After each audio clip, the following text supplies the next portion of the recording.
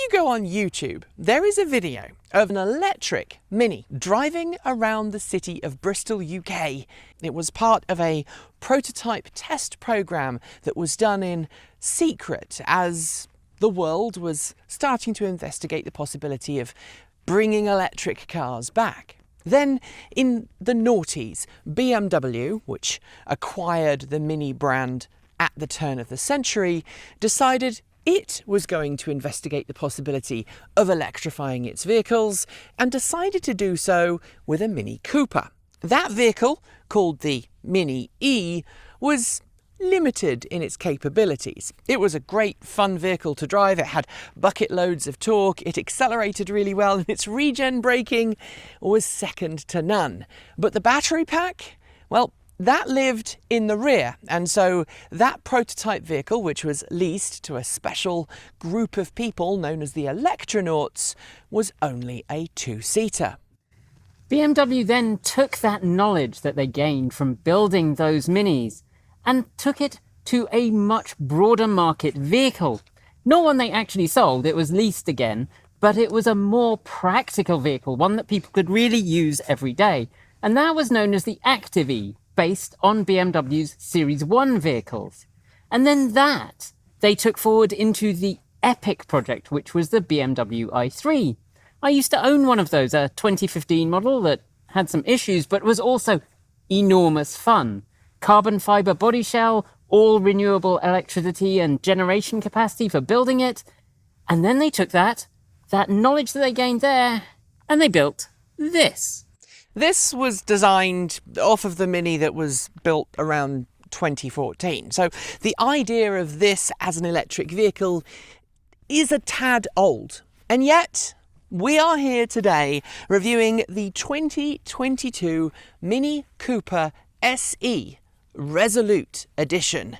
The question is, what's it like inside? And later on this week, we'll tell you what it's like to drive. But first, we are going to take a little look. I'm Nikki Gordon-Bloomfield. I'm Kate Walton-Elliott. And this is a very, very small, but very fun electric car. As with every other generation of Mini, when the 2014 variant came in, it grew a little bit. But the Mini SE is actually about an inch shorter than the gasoline version, at about 152 inches. It rides on these very special 17-inch wheels. You only get this variant on the Mini E, and I think they look pretty dashing, with these little plastic inserts to help the aero. Really, they add something of a special look, the little yellow glow, very fun. On the side here you get these chunky wing mirrors, but the side repeaters are actually down here, which is a little unusual. You'd expect to see them out further outboard, and I'm a little disappointed that you don't get something over here where they'd be a little bit more visible. Underneath, as with the i3, rides the battery, about 32 kilowatt hours, of which about 28 is usable, which is not a lot in modern terms and does explain the range, but really, it is a small car, and as we've said before, it's based on an older model, so it's not that surprising that the range is a little bit restricted. The doors do the traditional BMW i3 thing. They're frameless and the windows drop down slightly, sometimes a little frequently, when you open the door, and then pop back up as you close it. They are very easy to get in and out of, with lots of space, because it is only available at present as a two-door model. Hinting, though, at other versions coming out, BMW have said that when revised, there might be a four-door variant. Weighing in at just over 3,000 pounds, or just under 1,500 kilos, the Mini SE and the Mini S here are just, well, they're not SUVs. They're one of the few vehicles on the market today which isn't an SUV, and thankfully so, because the Mini should not be an SUV. It doesn't have the ground clearance for it, to be fair, but thankfully BMW have not bowed to that theme that has been going round of turning cars that aren't really SUVs into SUVs by putting the word SUV in their name. The front end of the Mini Cooper SE is all about brand recognition and styling, especially in this rather fetching British racing green, even though it's a little bit dirty. There's a forest fire nearby and it's leaving little bits of ash all over the car. You get the blackened Mini badge, which hints at a slightly sportier variant. And of course, you get the racing stripes, because we all know that stripes make a car go faster. The question is, does it make it more efficient? Well, I guess we'll find out on the drive. Down here, where you'd normally find the regular Mini grille, is a lovely flattened off piece here. A slight styling indentation that does actually provide a little bit of airflow to the air compressor and the cooling system for the motor that sits down there. Now, the Mini is not the most aerodynamic car on the market. It has a drag coefficient of 0.3, which means as soon as you get to motorway speeds, you're gonna be drinking energy like a fish. That said, it's worth reminding that this is an older design, and Mini is coming out with a new electric version of its iconic car very shortly. We were on a press call about 6 months ago, learning a little bit about it, and let's just say that Mini is keeping many of its cards close to its corporate chest, but has promised us better performance, better range, better charging capabilities, all thanks to the next generation of BMW's electric vehicle drivetrain and architecture. And when you consider that this Mini is based on the i3 technology, well, it's not bad. And obviously the original i3, which is no longer in production, had a very short snout. It's no wonder that this was a marriage made in heaven.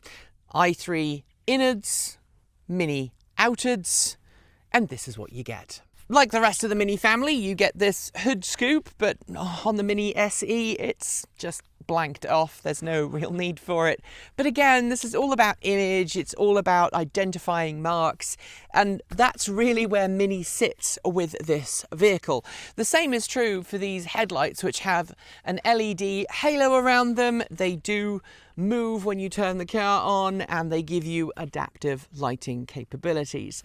Also, while there's not a lot of onboard tech for this car, you do get parking sensors front and rear, which frankly, if you can't park this without hitting something, maybe you shouldn't be driving. Under the hood, there's not a lot to see, but what you do get is this very fancy gas strut system. And it reminds you that Mini is a premium brand these days. Ever since it was acquired by BMW, it's gone all out on both increasing the price, but also increasing little touches like that just remind you that you spent a fair chunk of change on this vehicle. Now, having such a small snout, there's no surprise there's no front trunk, and of course, this is a vehicle which was based on an internal combustion engine variant, and so everything's kind of been shoehorned in. I've got to say though, Mini has done an incredibly good job in making the underhood area look very clean and very businesslike.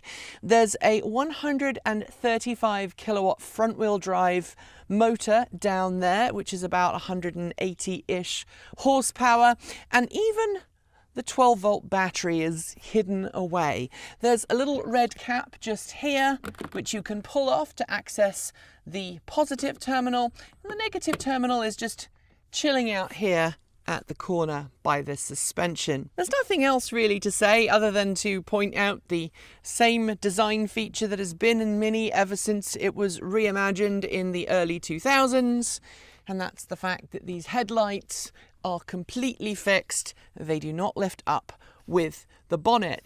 And that's actually a very smart move because it means there's less cabling that needs to be done to get up here. The only thing that needs to pass from underneath the bonnet to above it is this little cable here for the windscreen washers.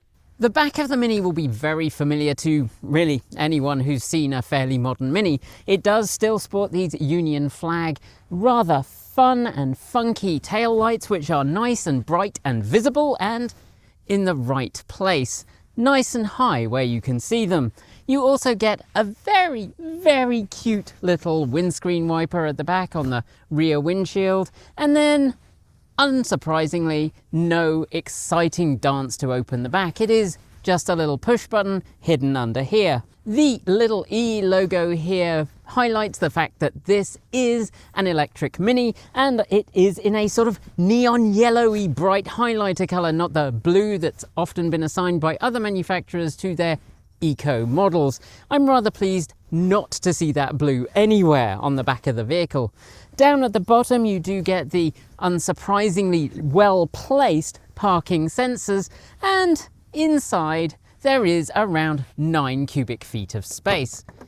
Not much, perhaps handy if you need to store some small objects, maybe a phone, maybe a few days shopping, but probably not much else. Underneath, however, there is a useful storage area. It is at the moment containing the charging cables and the tyre kit, which does occupy most of that volume, but if you don't need the charger and don't need to carry it around, which, to be fair, if you're driving this in a city, you could pretty much get away without it, well, you could have a useful storage space for all sorts of smaller objects. The shelf here does hold itself in place with a nice little clip at the side here. You just press it and the shelf drops down. And then hidden up in the corner here is a 12-volt accessory socket, useful if you need to power anything that you have stored in the trunk, or if you want to put an extra light or something back here for some reason or another. The seats do have the fixing points for the usual child restraint system, and the back is, well, simple, uncluttered, and so long as you're not planning to store a lot of stuff back here, very functional. Sitting behind the wheel of the MINI Cooper SE, you do actually have a fair amount of room as a driver. While the rear seat passengers get about the same amount of legroom as, I don't know, a Spirit Airlines packed flight to some low-cost holiday destination, the front of the MINI Cooper SE can accommodate a range of sizes. I'm about 5'8"-ish, and there's plenty of room here for me behind the steering wheel. I do have the steering wheel set right now for Kate's driving position because she's been driving just before me, but adjusting it's really simple. Everything is manual. You've got a ability to tilt, and you've also got an ability to slide the steering wheel to your preferred location. But one thing that the MINI Cooper SE has that other Minis have, and I absolutely love it, is the fact that this gauge cluster moves with the steering wheel. It's very nice indeed. In this version of the MINI Cooper SE, which I should remind you is the Resolute trim variant, you also get a head-up display which you can adjust. It's very clear, it's very clean, and it gives you all of the information. Unlike some head-up displays, it projects the information onto a clear plate that rises up and then drops down when you turn the car on or off. All of the switchgear in this car is very nice, very firm. It's got that high quality that you would expect from a BMW or Mini product. And the same is true of the window switches, which are very nicely located within easy reach of the armrest on the driver's door. Mirror controls are a little bit further forward, and while the Mini does have this kind of budget-y vibe when you compare it to, say, a full high-end BMW, the trim and the fit and the finish of this car are honestly exceptional. There's no plasticky, hard, hollow feeling materials here. The only thing I'm not a fan of is this kind of wavy line thing going on either side of the driver cluster, which I should note is very clean and readable at night time and in direct sunlight. The air vents are manually operated and are very easy and intuitive to use. And the nice thing about being a Mini is that you can actually reach the vents on the passenger side, and I can touch the passenger door, which means it's very easy to open the door for someone if they're not sure how to open it from the outside. The center information display is stylistically straight out of the original Mini, which I'm sure you all know had its speedometer in the centre of the car rather than in front of the driver. Mini has, of course, got the driver information and the speedometer in front of the driver, but this central screen gives you all of the other information that you would normally want to access. The speech recognition for the sat-nav is great, but I would note the sat-nav is coloured in a more European-friendly style, which in US cities can get a little clustered if you are zoomed out a little bit too far. In the Resolute Edition, we have twin sunroofs with a manual cover, both front and rear, and you get not one, but two sun visors. The front one is traditionally adjustable, as you would expect. It doesn't hit me, which is, again, another nice feature, but Mini has decided to add a side one. This is very useful, and it means that you can actually have two different sun visors at two different points when you are on the road. I know that I have lost a significant amount of weight lately, but the seats in this car hug me perfectly, and unlike many electric cars on the market, there is adjustable leg bolster support. That means if you've got slightly longer legs, you can extend the seat cushion out and get the support that you need. Talking about support, I want to give a shout out to Mini because it has a special team dedicated to accessibility in its vehicles. Unlike a lot of automakers where you buy the car and then you have to have the car adapted if you want to use adaptive controls, Mini has an in-house team that will discuss your needs with them, and they will ensure that when the car comes to you, it has all of the requisite controls that you need, be it hand controls of varying sorts or modified pedals or some other kind of accessibility adaptation. Because this is a two-door car also, there's plenty of space once the door is open to get in and out. And the seats, while in this version are manually adjustable, give you plenty of room to be able to easily get in and out. One novel feature about this car that always causes a little bit of confusion when you first get behind the wheel is how you turn it on. Unlike most cars which now have a start-stop button, Mini has gone back to its roots and has used toggle switches in the center control stack to allow you to adjust things like regenerative braking, parking sensors, your traction control, the mode you're in, whether you're in sport, mid, green or green plus, but also the start-stop button, which is in the center of the vehicle and is a giant sort of yellowy green start-stop button. It took me about 30 seconds to find it. Everybody who has got behind the wheel of this car while we've had it has had that same initial struggle, but then it just feels intuitive. I should point out though that when you are in green plus mode, the air conditioning does not work. The other modes, you can specify how you want the cabin to be conditioned, but if you go into Green Plus, it just turns the AC off completely, which means you get more range, but it also means you're not going to get a warm cabin. But at least on this edition, you do have 3-stage heated seats at the front. While this car is perfectly sized for fun round-town driving, there are a few niggles that I need to point out. First, the cup holders are incredibly small, and you won't fit a water bottle in it unless it's a very small one. Second, while this car does have wireless charging, there is only one person, repeat, one person on the entire team whose phone fits in the slot for wireless charging. It's Erin's old iPhone, which is so old that it doesn't actually have wireless charging. Everyone else on the team who has a phone that is capable of wireless charging, the phone's too big, so take from that what you will.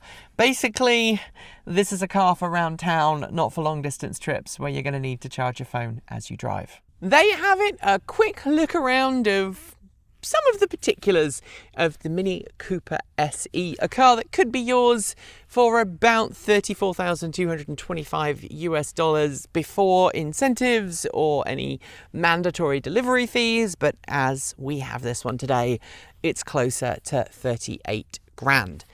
It is quite obviously a city car, and we'll be telling you our thoughts very soon when it comes to the drive review. That's it for today's video. If you liked it, be sure to give it a thumbs up and don't forget to leave your thoughts below or in our free to join Discord chat room. There are links in the video description, and if you really liked it, why not leave us a super thanks? It's easy to do, and everything you do send goes towards helping us make great content like this, because there are two people behind the camera you can't see. They need to be paid. That is a thing, and we can't make them work for nothing because that's against the law. We tried. If you haven't already, make sure you subscribe to this channel and to our other channel, Transport Evolved Take 2, which has more behind the scenes stuff and more chickens than your average YouTube channel, and give the bell a gentle ding to be told when our next video goes live. And before I go, do check out our regular sponsors at Unspun and Energy Sage. There are links below, and if you use either company and use the relevant codes which are listed, then you'll be helping us too. Thanks on behalf of the entire TE crew go out to everyone who makes this channel possible. That includes everyone who supports us on Patreon and YouTube, as well as those of you who just watch the video and share it. If you're a supporter at the charged up level, you'll see your name right here on our right. And if you just joined, we're sorry if your name isn't showing. We currently render the list out every week or so, but sometimes our videos are produced a few weeks in advance.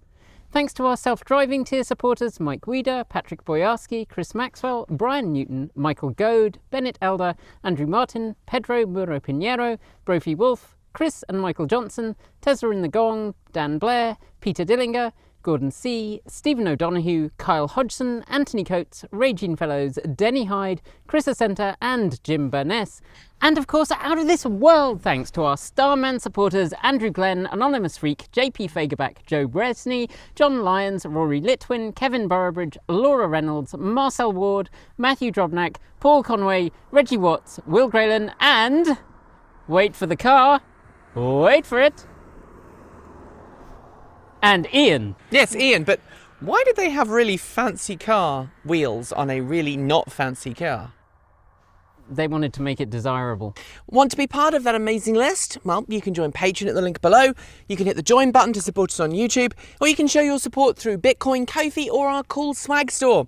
And if you are unable to support us financially, just know that watching the video and sharing it makes a massive difference to how our videos perform. Thanks. And as always, keep evolving.